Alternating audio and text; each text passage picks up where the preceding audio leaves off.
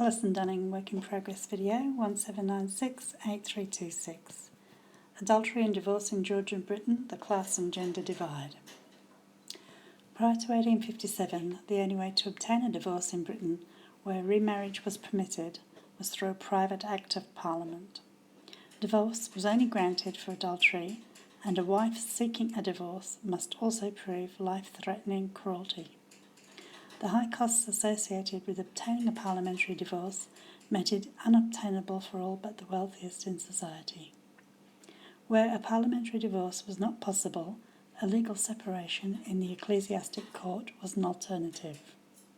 A couple could legally separate but not remarry. Husbands also had recourse to bring in a criminal conversation suit, where they sued their wife's seducer for violating their property. Large sums could be claimed in damages, and a separation in the ecclesiastic court was needed to commence a parliamentary divorce. As these laws show, the class and gender divide for those seeking a divorce were often insurmountable. I am interested in trying to portray the women's view of adultery and divorce at the end of the 18th century, and did they subscribe to the view suggested by literature on the subject that by the end of the 18th century a moral panic appeared to have been reached concerning the increasing numbers of divorce cases. Primary sources. Two primary sources are speeches from May 1800 that were given in the House of Lords during the debate on changes to the Divorce Bill. Lord Auckland speaks in support of increasing the punishment for divorce, and His Royal Highness the Duke of Clarence is against it. There are two sources from women from different spheres of society. There's Elizabeth Inchbald, an actress who gained renown as a playwright.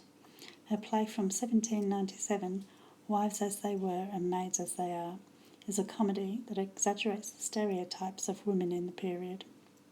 The collection of letters by Mrs. Cartwright, Letters Moral and Entertaining, has among others correspondence on behaviour and morals quite different from Mrs. Inchbald.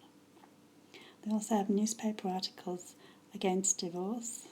There's a letter from a clergyman expressing his belief that the Bible was interpreted incorrectly when it was translated, allowing remarriage after divorce when it's not the case. And there are also those that believe that seeking a divorce is punishable by being sent to Botany Bay. There are many different articles on criminal conversation cases, and there's one case where the wife appears to gain the upper hand in a divorce settlement.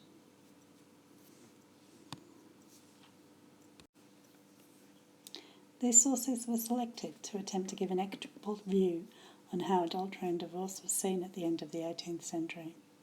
Some key questions that could be asked of the sources are: how did the sources portray the gender divide and the role it plays in women seeking a divorce? What reasons can be discerned for the different views in the debate on the Divorce Bill? Is the difference in class discussed, and in what context? How do women portray their roles in society at this time? How the press reports divorce cases, and what kind of cases do they report? And do they present unbiased reporting? And is there a sense of moral panic portrayed in any of these sources? And if so, by whom? Secondary sources. There are many secondary sources that deal with this subject. One is by an author, Lawrence Stone, a well-respected historian who wrote the book The Road to Divorce. It's a comprehensive book that is hard to critique, and it's used by many other authors as a secondary source. His discussion of the moral panic gave me a framework for an argument based upon this class and gender perspective.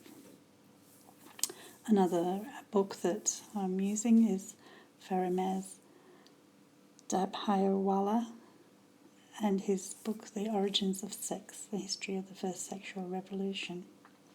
It offers a view on the rise of sexual toleration as linked to the newfound religious toleration from the Enlightenment era.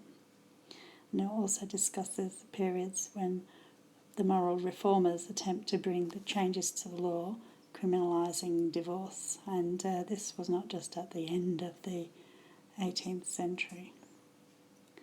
Another article is by Douglas James, and it is a study on parliamentary divorce, where he argues that success or failure of a case was not decided based upon rank or social status.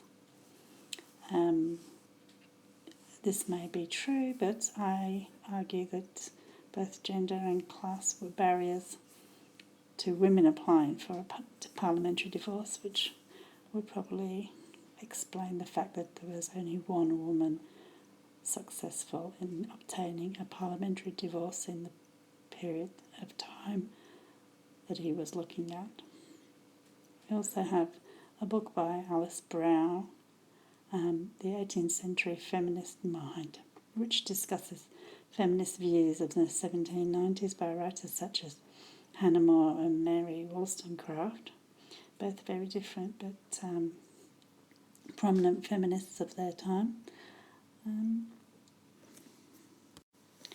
We also look at a book by Hannah Barker, Women's History in Britain 1700 to 1850, and she gives us some perspective on the poor women that have little voice in this era.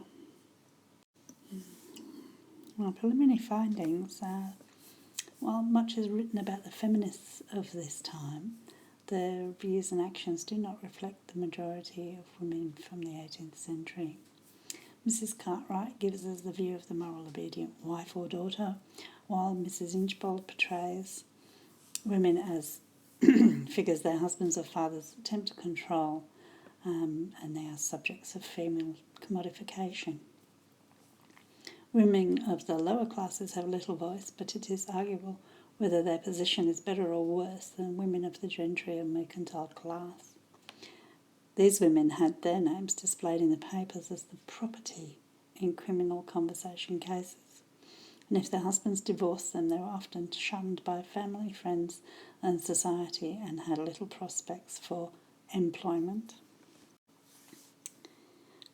My preliminary hypothesis is that while much has been written about a moral panic over the increasing number of divorces in this period, I would argue that the panic was more to do with women's growing perception of the idea of self-determination and men's desire to maintain the status quo with a gender divide that placed them in control with all of the power.